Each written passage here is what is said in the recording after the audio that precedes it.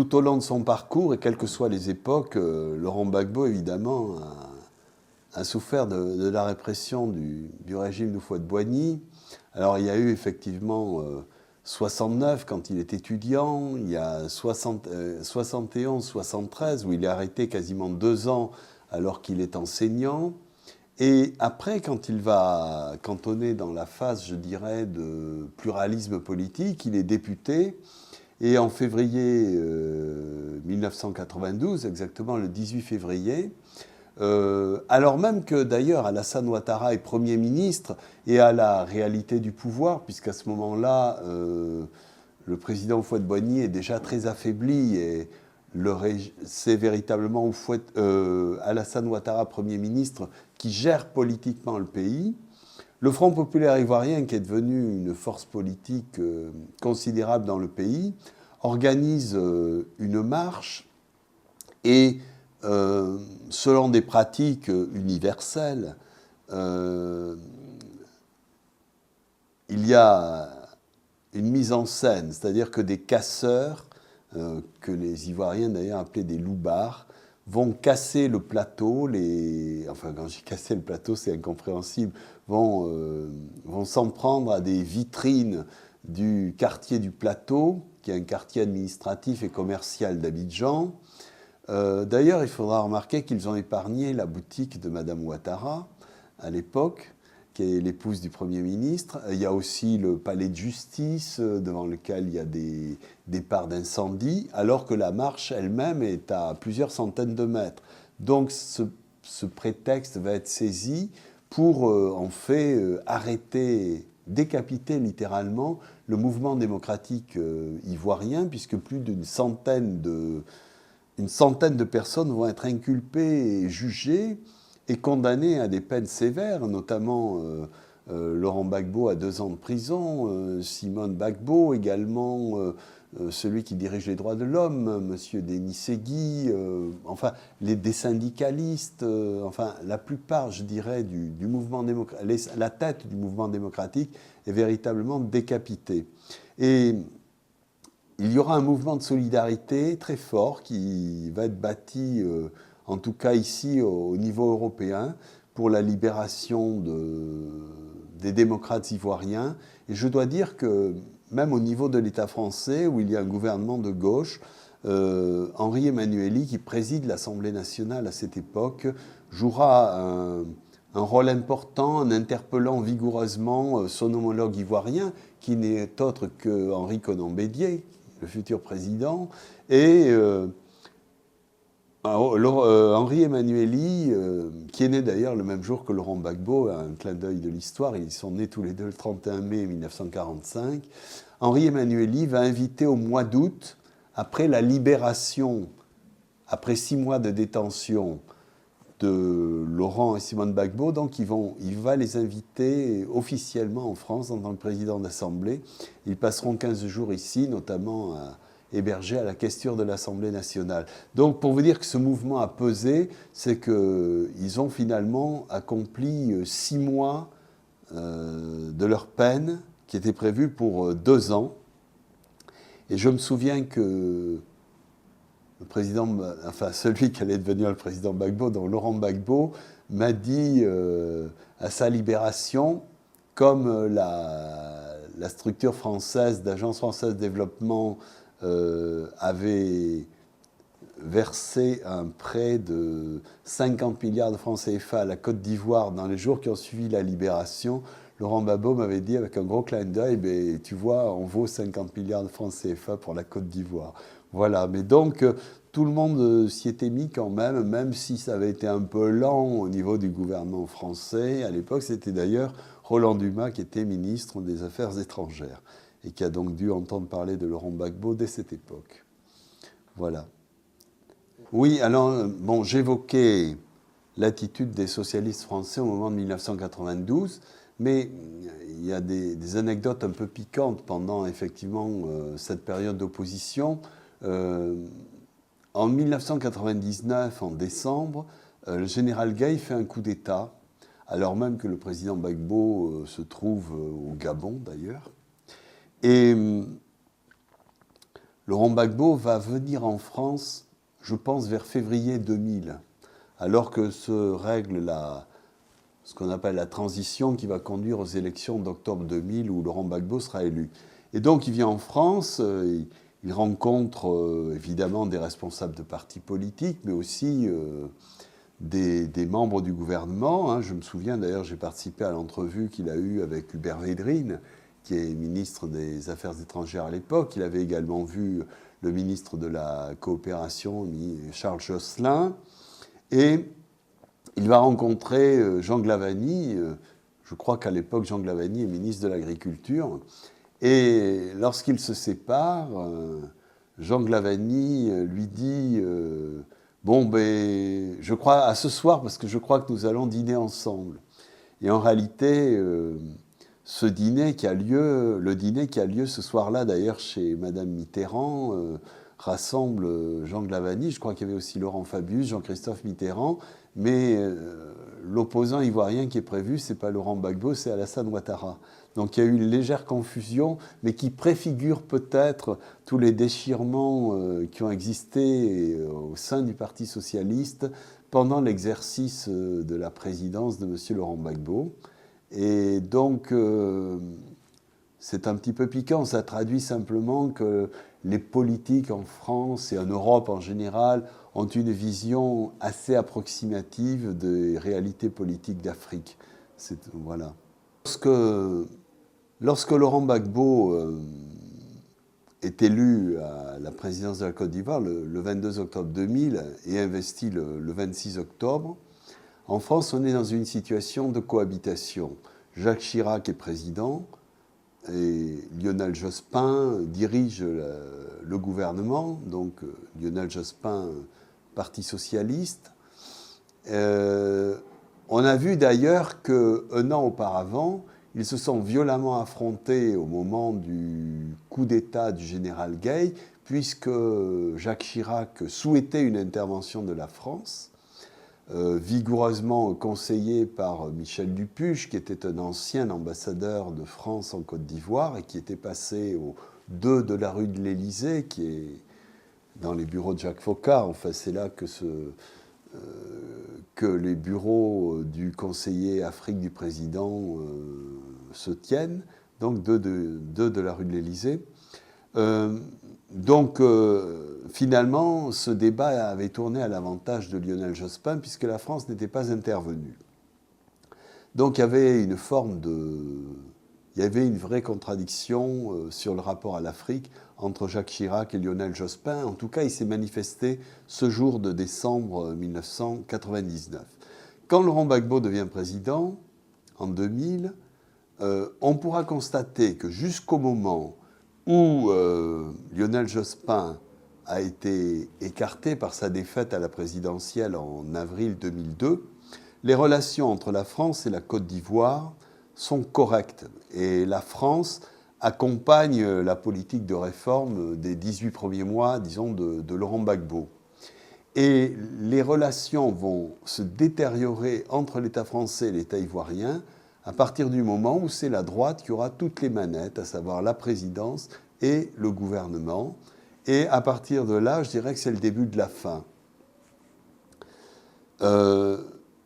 Dominique de Villepin, qui est à ce moment-là ministre des Affaires étrangères, est extrêmement actif. Évidemment, nous n'avons que des indices, mais en tout cas, ce qui est sûr, c'est que déjà, dès cette époque, Blaise Compaoré, qui est le président du Burkina Faso, est en quelque sorte la courroie de transmission des volontés de l'Élysée au niveau ouest-africain. Et d'ailleurs, Laurent Gbagbo s'inquiète des menées des exilés ivoiriens au Burkina Faso, où il y a quand même tous ceux qui ont tenté de faire déjà des coups d'État. Vous avez quand même eu une tentative de coup d'État en 2001, qui est quand même venu du Burkina Faso, ce qu'on appelait le complot de la Mercedes noire, etc., ou même des conseillers de Blaise Compaoré, comme Moustapha Chafi, sont directement impliqués. Donc le président Gbagbo est d'autant plus méfiant que désormais, il sait que le président burkinabé héberge des militaires putschistes ivoiriens et les soutient dans leurs agissements, et que le président Chirac et Dominique de Villepin ont des relations particulièrement suivies avec le président Compaoré. Et d'ailleurs, il va s'en émouvoir, et je crois que, selon ce qu'il m'a dit, le président Chirac lui aurait dit que le président Compaoré ne pourrait pas faire de mal à une mouche. Bon, ce qui est quand même un petit peu étrange, ce qui peut quand même susciter le doute. Et Dominique de Villepin devait se rendre en Côte d'Ivoire pendant l'été 2002, puis au Burkina Faso, et le président Gbagbo a préféré inverser et dire qu'il aille d'abord au Burkina Faso et qu'il finisse par la Côte d'Ivoire. Là, il s'était enquis auprès de Dominique de Villepin des intentions de Blaise Compaoré, et Dominique de Villepin l'avait rassuré. Et je crois même que le président Gbagbo m'a dit « plus il essayait de me rassurer et plus je doutais de sa sincérité ». Voilà, donc on a des éléments. Bon, après, on sait bien que beaucoup d'armes ont transité par le Burkina Faso pour armer la rébellion. On a aussi on peut voir une collusion dans l'attitude de la France et des rebelles dès le départ. Par exemple, quand le coup d'État a lieu dans la nuit du 18 au 19 septembre 2002, contrairement à ce que l'on a dit, le coup d'État, il a bien eu lieu à Abidjan, à Bouaké et à Korogo. Ce n'est pas des gens venus du Nord. Le coup d'État, il a lieu y compris à Abidjan. Et à ce moment-là, les troupes ivoiriennes, essentiellement d'ailleurs les gendarmes du camp d'Agban, repoussent les rebelles jusqu'à Bouaké. Et au moment où les forces que commande Laurent Gbagbo en tant que président, évidemment, veulent remonter au-delà de Bouaké, comme par hasard, la France dit « Ah mais attendez, nous allons d'abord évacuer les populations françaises à Bouaké ». Ce faisant, évidemment, cela donne du répit aux rebelles qui étaient en pleine déconfiture et en pleine débandade vers le nord. Et donc, ils vont se réarmer et s'incruster véritablement à Bouaké. C'est-à-dire que la France, à ce moment-là, elle dit officiellement « Nous voulons soutenir les autorités légales ivoiriennes », mais en réalité, tous les actes qu'ils posent vont mettre en difficulté les autorités légales ivoiriennes, puisqu'ils vont d'abord s'installer et couper le pays en deux. En quelque sorte, la France va contribuer à créer un sanctuaire au nord du pays à la rébellion, avec l'habileté de dire « Ah, mais nous sommes là au milieu pour empêcher que les rebelles redescendent ». En réalité, non, les rebelles étaient en train véritablement de se replier vers leur lieu de départ. La France intervient en soutien à des autorités légales et, en fait, crée un sanctuaire à la rébellion au nord du pays. Et il y a un geste qui est particulièrement choquant, c'est lorsque Dominique de Villepin va se rendre en Côte d'Ivoire à la fin 2002. Il va carrément rencontrer Guillaume Soro, qui a pris la responsabilité politique de la rébellion. Il va lui serrer la main de façon très chaleureuse. Il y a des photos et pas mal de vidéos en zone rebelle, ce qui est invraisemblable pour des autorités de l'État français chargées de faire respecter les autorités légales dans le pays. Donc ce sont des signaux qui montrent bien que dès le départ, la droite française a pour volonté d'écarter de l'échiquier politique Laurent Gbagbo. Et d'ailleurs, les accords de Marcoussis qui seront discutés en janvier 2003, sont la preuve la plus flagrante de cette volonté, puisque le président Gbagbo n'est même pas invité en tant que tel. Et c'est une fois que tous les accords ont été signés, vidant un petit peu la présidence ivoirienne de la réalité de ses pouvoirs, que la France rassemble le secrétaire général des Nations Unies, celui qui préside l'Union européenne, qui est d'ailleurs Romano Prodi, Kofi Annan pour l'ONU, des chefs d'État africains, pour faire entériner cet accord qui n'a été signé que par des partis, le faire entériner au niveau de l'État. Et à ce moment-là, je dirais que le président Gbagbo entre dans une forme de NAS au niveau de la communauté internationale, NAS dont il ne commencera à sortir, ça c'est en janvier 2003, il ne commencera à en sortir qu'avec la signature des accords de Ouagadougou en 2007. Pendant tout ce temps, l'Organisation des Nations Unies n'aura de cesse de vouloir gouverner la Côte d'Ivoire avec pour courroie de transmission un Premier ministre qui est littéralement imposé, quoi. Il y a eu d'abord Liman Diarra, il y a eu ensuite Konan Banny. Donc on voit bien qu'à ce moment-là, c'est la souveraineté de l'État ivoirien qui est totalement bafouée par la communauté internationale, qui bafoue évidemment, qui veut bafouer la constitution ivoirienne à laquelle s'accroche le président Gbagbo, et c'est pour ça que ce bras de fer va durer aussi longtemps. Vous savez, les accords de Marcoussis, lorsqu'on les étudie maintenant avec le recul, c'est une forme de honte pour la diplomatie française. Parce qu'au fond, ces accords ont été signés par des mouvements rebelles. Il y a même une signature qui est la signature d'un faussaire, c'est-à-dire c'était quelqu'un qui n'était pas originaire de l'Ouest, qui a signé pour un mouvement rebelle de l'Ouest sous un faux nom, un nom de l'Ouest. Mais ceci dit, ce qui est le plus grave, c'est qu'au fond, on va accorder des ministères à des mouvements de la rébellion, et au sein du gouvernement qui sera issu de ces accords, donc en quelque sorte des alliances imposées, on aura au moins 2 ou 3 ministres analphabètes, qui n'ont même pas pu se rendre au Conseil des ministres pour présenter l'organigramme de leur ministère, parce qu'ils en étaient incapables. Et je me souviens d'ailleurs que le président Gbagbo m'avait dit tu vois, si c'est ça la démocratie vue de l'Occident, m'amener des ministres qui sont analphabètes, je ne suis pas d'accord avec cette façon de faire. Donc, il y a une situation à partir, disons, de 2002, du coup d'État raté de septembre 2002, tout ce qui va se passer en Côte d'Ivoire ne peut être attribué comme une gestion du président Gbagbo. Il est à ce moment-là obligé de jouer avec toutes les forces, y compris les forces rebelles, qui lui sont imposées dans le gouvernement par la communauté internationale.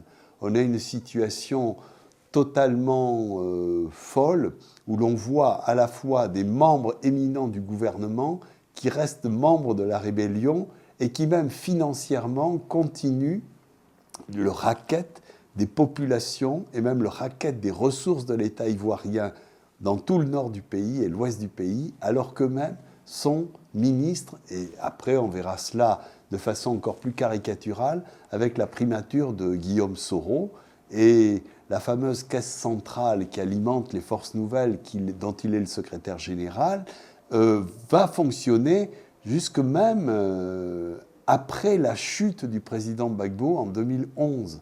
C'est-à-dire qu'on a à la fois des gens qui sont censés gouverner le pays à Abidjan, qui recourent aux raquettes des populations et aux raquettes même de l'État à des fins, je dirais, privées. Et ça n'a jamais été dénoncé par l'Organisation des Nations Unies, qui s'est contentée de multiplier ses encouragements à rétablir l'unicité des caisses de l'État, mais qui n'a rien fait de concret pour que cela soit fait. Et il en a été de même pour le désarmement de la rébellion. Justement, quand les accords de Marcoussis ont été signés par les partis, va avoir lieu la fameuse conférence de Kléber, et le président Gbagbo est venu en tant que chef d'État de Côte d'Ivoire. Il est arrivé à Paris, il a rencontré Jacques Chirac le vendredi 24 janvier. Et moi, je l'ai vu dans sa chambre à l'hôtel Meurice le vendredi 24 janvier, où il m'a fait part d'ailleurs de l'essentiel, de la substance de ses entretiens avec le président français. Et il m'a demandé de l'attendre parce qu'il allait à une réunion au Quai d'Orsay avec Dominique de Villepin, et il devait être également présent Henri Konan Bédier, Alassane Ouattara et Guillaume Soro. Et au Quai d'Orsay, il a été traité au niveau protocolaire comme les autres acteurs politiques, c'est-à-dire qu'il n'a pas eu de traitement particulier alors qu'il était chef de l'État. Et quand il est revenu, je l'avais attendu, nous avons dîné ensemble, Et il a eu cette phrase très claire sur le rôle de la France. Il a dit, mais vraiment, le QG de la rébellion, c'est le Quai d'Orsay.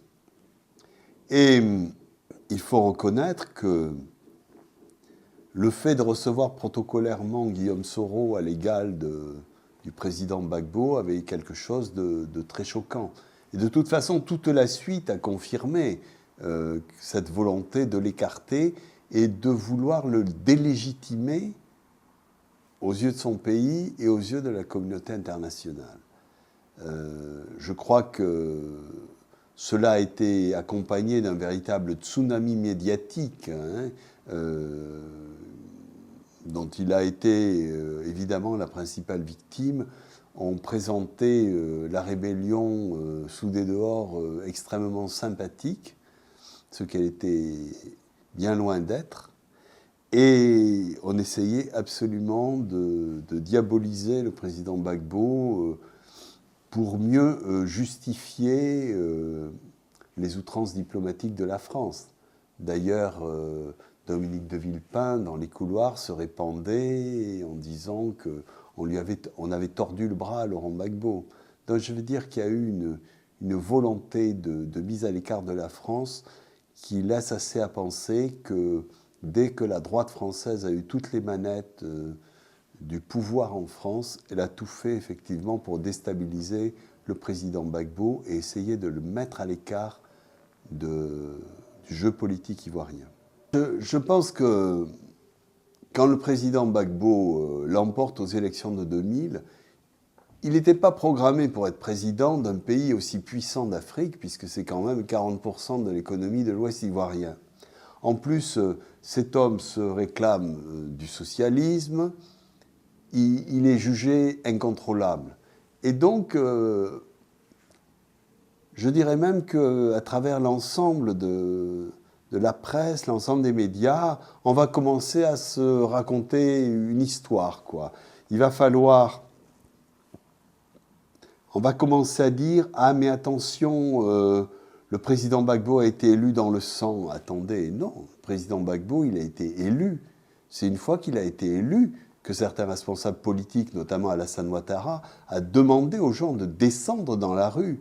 Et les gens, contrairement à ce qu'il a dit, ne sont pas uniquement descendus dans la rue avec des slogans. Il y a même Laurent Donafologo, qui dirigeait le PDCI, qui m'a dit que nuitamment, Alassane Ouattara lui avait dit également d'appeler à descendre dans la rue. Et il m'a dit, je lui ai répondu que jamais je ne ferais cela. Le président Gbagbo ayant été élu, il fallait le laisser travailler. Donc il y a eu cette journée c'était le... Vous avez eu d'abord l'après-midi du mardi où le président Gueye, le général Gueye, pardon, qui était battu par Laurent Gbagbo, a voulu résister et s'autoproclamer vainqueur. Là, Laurent Gbagbo a fait descendre le peuple dans la rue, comme il le disait, pour relever l'imposture. Donc il y a d'abord eu ce mardi après-midi qui a suivi l'élection du 22, donc on est le 24 octobre, où le général Gueye, ayant voulu s'autoproclamer vainqueur contre l'évidence des résultats, Laurent Gbagbo a demandé aux gens, aux citoyens, de descendre dans la rue pour relever l'imposture. Et effectivement, il y a eu beaucoup de morts ce jour-là, mais des partisans essentiellement de Laurent Gbagbo qui ont été victimes de l'armée ivoirienne. Ça, ce massacre-là, on en parle en général assez peu. Et finalement, la commission électorale a pu reprendre ses décomptes, et donc Laurent Gbagbo a été déclaré vainqueur le mercredi soir. Et le lendemain, jeudi matin, c'est là que Alassane Ouattara a appelé ses militants à descendre dans la rue, profitant d'une certaine vacance du pouvoir. Et c'est là qu'il y a eu effectivement des affrontements, et les médias n'ont voulu retenir que ces affrontements-là, oubliant tout ce qui s'était passé les 3 jours avant. Et c'est sur cette base qu'a été montée l'affaire du charnier de Yopougon. En réalité, pendant les combats de ce jeudi matin, l'investiture ayant lieu d'ailleurs le jeudi après-midi, il est évident que notamment la gendarmerie et des militaires ivoiriens, se sont affrontés violemment à des partisans d'Alassane Ouattara. Je précise d'ailleurs que le PDCI avait refusé de descendre dans la rue, et Laurent Donafologo en a témoigné. Il avait rencontré nuitamment Alassane Ouattara et lui avait dit qu'il laisserait le président Gbagbo travailler. Donc il y avait une volonté de le déstabiliser avant même qu'il soit investi. Et évidemment, on ne va pas s'engager dans des contes macabres, mais ce qui a été appelé le charnier de Yopougon était en fait le rassemblement d'un certain nombre de cadavres dont certains se sont révélés être noyés, peut-être même venaient-ils des massacres de 2 jours avant. Et c'est sur cette base-là que se sont déchaînés les médias pour diaboliser véritablement Laurent Gbagbo et dire qu'il avait accédé au pouvoir dans le sang, ce qui n'était pas du tout le cas, puisqu'il avait été élu dans les urnes. Il avait même été le premier leader politique d'Afrique à réussir à faire, grâce à l'intervention des citoyens, admettre la réalité des résultats et donc battre en brèche la tentative du général Gaye de s'autoproclamer président alors que lui-même ne l'était pas et avait des résultats qui lui étaient défavorables. Donc à partir de cela, va se développer, c'est le début de l'histoire ça, le charnier de Yopougon. Et à partir de là, on va voir, et moi je pense là que la France jouera un rôle, cela évidemment se passe plus tard. Quand je dis la France, je veux dire les services français, joueront un rôle même dans ce qui a été confectionné autour des escadrons de la mort. C'est un petit peu douloureux de rappeler que les escadrons de la mort, c'est quand même une production française pendant la guerre d'Algérie. Et surtout, c'est très attaché aussi aux pratiques des dictatures d'Amérique latine. Et d'ailleurs, on apprendra plus tard que des militaires français ont contribué à former ces polices d'Argentine et du Chili. Donc, ce terme-là d'escadron de la mort, il apparaît vers le mois d'octobre 2002, hein, comme pour mieux contribuer à accréditer la diabolisation qui va être faite de Laurent Gbagbo juste avant ses accords de Marcoussis et sa volonté de mise à l'écart de l'échiquier politique ivoirien. Parce qu'au fond, ces fameux escadrons de la mort, on en a parlé pour la première fois en disant que c'était sur la base de notes blanches de la DGSE. Mais par essence, une note blanche n'a pas de signataire, ça peut être tout à fait l'objet d'une manipulation. Et quand vous voyez ceux que l'on appelle les premières victimes des escadrons de la mort, je dirais que c'est complètement contre-productif pour le pouvoir de Laurent Gbagbo. C'est-à-dire que ce sont des gens qui sont retrouvés morts, mais qui ne jouent aucun rôle politique évident. Et on ne voit vraiment pas pourquoi le président Gbagbo aurait voulu se défaire de tel ou tel individu qui ne joue pas de rôle fondamental dans l'avenir ou dans la vie politique même du pays. Donc, je ne crains pas de dire que je m'interroge beaucoup sur la façon dont a été fabriquée cette histoire à la fois des charniers et des escadrons de la mort. Quand je vous dis cela, on est maintenant sur un mode, quand on fait de la politique, les médias ou certains dirigeants politiques, je dirais, racontent des histoires, hein, cohérentes. Évidemment, on suit l'épisode suivant. Alors moi, je vous ai parlé des notes blanches de la DGSE qui donnent naissance aux escadrons de la mort. Et après, et même depuis un certain temps, dès la fin 2000, il y a un parallèle incessant, sous-jacent, entre la Côte d'Ivoire et le Rwanda. C'est-à-dire comme si on annonçait qu'il va y avoir un génocide en Côte d'Ivoire, comme il y a eu un génocide au Rwanda. Les situations du Rwanda et de la Côte d'Ivoire n'ont rien à voir. Et cette histoire a été en particulier véhiculée par un Belge dont je ne veux pas d'ailleurs mettre en cause la bonne foi. Il a peut-être été très frappé par le génocide qui a eu lieu au Rwanda, mais enfin de vouloir absolument coller cette histoire rwandaise sur la situation ivoirienne, ça faisait partie de la manœuvre, là, ce qu'on appelle le storytelling, la belle histoire ou la vilaine histoire qu'on va raconter pour écarter le vilain, en l'occurrence président Gbagbo, et promouvoir le bon, en l'occurrence Alassane Ouattara. Je crois que cette histoire, elle a commencé depuis très très longtemps, et même depuis beaucoup plus longtemps que Laurent Gbagbo n'a accédé au pouvoir.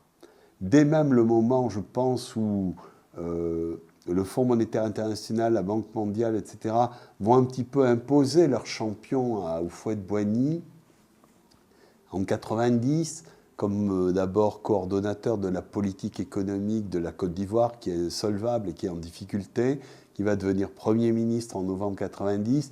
Déjà, je pense que les chocolatiers américains voient en lui le futur président après Houphouët-Boigny, parce qu'ils sont quand même assez conscients de la relative inconsistance de celui que Houphouët-Boigny s'est choisi comme successeur, à savoir Henri Konan Bédié, président de l'Assemblée nationale, et donc successeur naturel de par la Constitution qui est en vigueur en Côte d'Ivoire à cette époque. Donc vous voyez, l'histoire d'Alassane Ouattara, elle ne va se concrétiser très fort qu'au courant des années 2000, mais je crois qu'elle a véritablement commencé à la fin des années 80 et au début des années 90. Je pense que Alassane Ouattara, c'est effectivement le projet politique du monde de la finance. Et pas simplement de la France, c'est essentiellement d'ailleurs du monde anglo-saxon.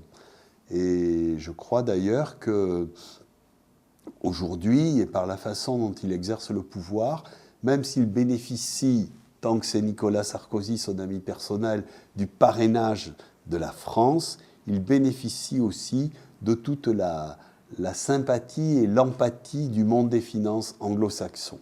Oui, par rapport à ce tsunami médiatique, oui, il y a eu des procès intentés, assez peu d'ailleurs, hein, à la fois par...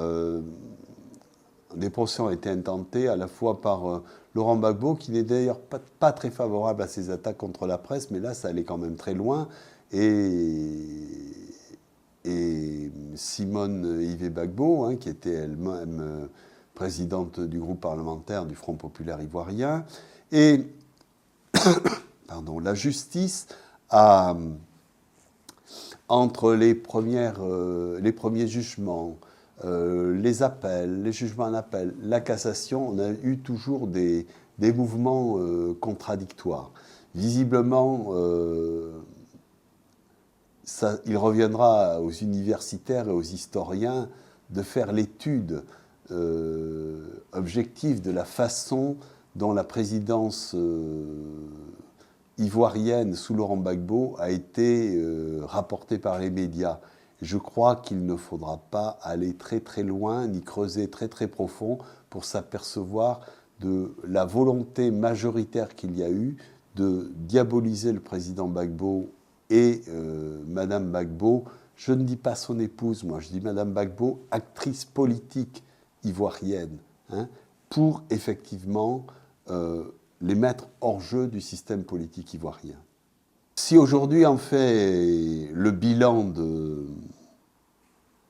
l'action du président Gbagbo, je crois d'abord qu'il faut retenir qu'il n'a véritablement exercé le pouvoir comme porteur d'un projet de transformation sociale, d'un projet social-démocrate. Il a exercé ce pouvoir que pendant 18 mois. Je le disais, essentiellement, il est arrivé à ses fins sur la question de l'éducation, de la santé et la modernisation de l'État. Mais dans le cadre de ce bras de fer qu'il va vivre avec la communauté internationale, il va certainement essayer d'apporter une autre vision des rapports internationaux, c'est-à-dire se détacher peu à peu des bailleurs de fonds occidentaux pour essayer de se tourner vers les pays émergents.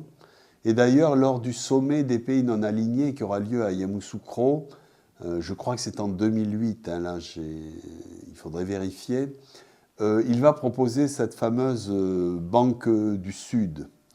Et il est évident que Laurent Gbagbo, qui était quand même asphyxié par les bailleurs de fonds occidentaux, qui ne bénéficiaient d'aucun appui extérieur, s'est tourné vers les fonds arabes, s'est tourné vers ce qu'on appelle les BRIC, les pays BRIC, les pays émergents. Et ça a été une constante dans l'exercice, je ne dirais pas de son pouvoir, parce qu'à ce moment-là, son pouvoir est extrêmement obéré par le fait qu'il est contraint à gouverner avec des rebelles, avec des opposants, etc. C'est-à-dire qu'il n'y a plus du tout de cohérence internationale, mais dans cette espèce de tintamarre, il essaye d'imposer dans le champ international d'abord une vision régionale. N'oubliez pas quand même qu'au niveau du port, moi je suis scandalisé de lire le port redémarre. Quand le président Gbagbo est devenu président, le port avait 15 millions de tonnes de trafic annuel. Quand il laisse le port, il en a près de 25 millions. Donc le port n'est pas revenu en arrière. Il a progressé. Aujourd'hui, tout ce qu'inaugure ou va inaugurer le président Ouattara, l'autoroute du Nord, par exemple, ou des raffineries, etc., ce sont des choses qui ont été non seulement élaborées, mais qui ont démarré sous le président Gbagbo, et toujours avec cette vision de faire que la Côte d'Ivoire était un petit peu le point d'ancrage de tous les pays, vers les pays enclavés du Sahel. Il avait cette vision au plan africain et au plan régional, et au plan africain, je dirais, qu'il souhaitait davantage que se bâtissent des liens avec les pays émergents, parce qu'il se rendait compte qu'au niveau des puissances occidentales, affectées par la crise, elles avaient de plus en plus de mal à libérer des capitaux pour participer au développement, et surtout, elles assortissaient ces capitaux d'une série de conditionnalités qui rendaient absolument ingérable l'octroi de ces fonds. Ça demandait énormément de main-d'œuvre, de bureaucrates, etc., pour pouvoir répondre à ces aspirations, alors qu'il est évident qu'avec les pays émergents, cela se faisait beaucoup plus rapidement. Donc d'abord, il y a une raison très concrète et très pratique d'efficacité, mais il y a aussi une vision du monde, une vision plus politique, d'une évolution diplomatique où l'Afrique va devenir non seulement le partenaire d'autres continents du monde et non plus le partenaire obligé de l'Europe et de l'Amérique du Nord. Bon, moi, j'ai été responsable à l'Afrique, au Parti socialiste, de 1993 à 2006. Et j'ai donc pu analyser comment tout cela s'est passé. Les rapports entre le Parti socialiste, le Front populaire ivoirien et l'évolution avec l'arrivée au pouvoir de Laurent Gbagbo. Disons que pendant toute la phase qui va jusqu'à son élection en 2000, le Parti socialiste est très en solidarité avec le président Gbagbo. Il n'y a pas d'ombre. Je dois dire que se manifeste à travers les colloques, les conférences, etc. Quand le président Gbagbo accède au pouvoir, les socialistes sont au gouvernement. Et pendant les 18 mois que va durer cette période, il n'y a pas de problème majeur. L'État français accompagne l'État ivoirien dans sa politique de réforme initiée par Laurent Gbagbo. Quand le Parti socialiste va redevenir un parti d'opposition, il est beaucoup plus d'abord, il est beaucoup plus loin de la réalité des choses.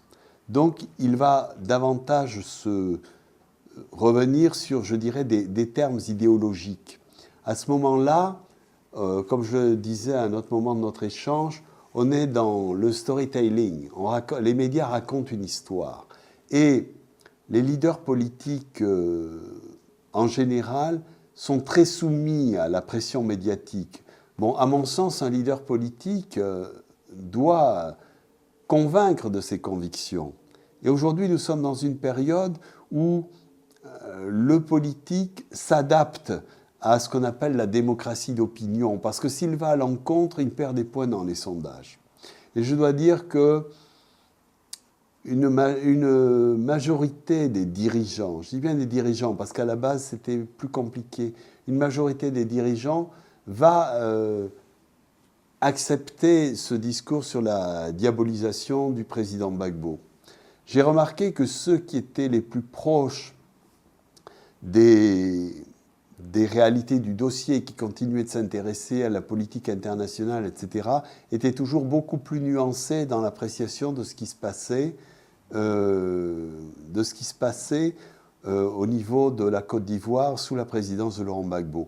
Et si je peux avoir un petit mot de conclusion là-dessus, c'est que le Parti socialiste a été très déchiré, en particulier après notre mission de 2003. Le Bureau national qui a suivi en 2003 a été une sorte d'affrontement entre ceux qui défendaient la volonté de transformation du président Gbagbo et ceux qui croyaient simplement à ce qu'on écrivait dans Libération, par exemple, et qui s'acharnaient contre le président Gbagbo et qui faisaient donc alliance avec, je dirais, l'incarnation du monde libéral et de la droite libérale et conservatrice, je dirais, qu'incarnait Alassane Ouattara et le rassemblement des députés, des Républicains. Et d'ailleurs, aujourd'hui, le RDR d'Alassane Ouattara vient de signer un partenariat avec l'UMP, ce qui montre bien combien est contradictoire cette alliance qui pourrait exister entre certains socialistes et